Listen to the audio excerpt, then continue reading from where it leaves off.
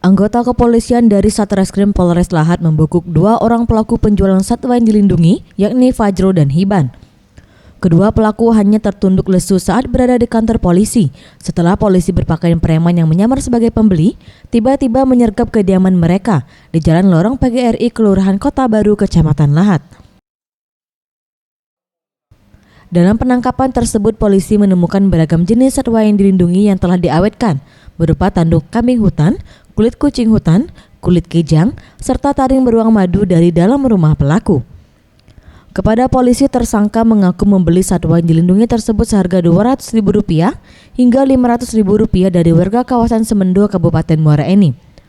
Rencananya hewan-hewan yang telah diawetkan tersebut akan dijual kepada seseorang dari luar Sumatera.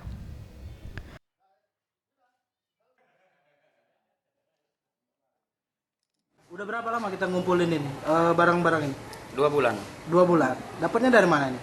Kita dapatnya di Kampung Semendo. Di kampung. Karena dia itu udah berani transfer uang duluan, makanya saya carikan.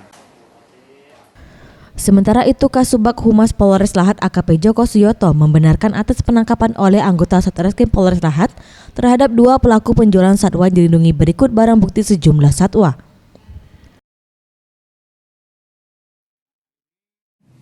Yang bersangkutan telah diamankan di Polres Lahat. Berikut barang bukti.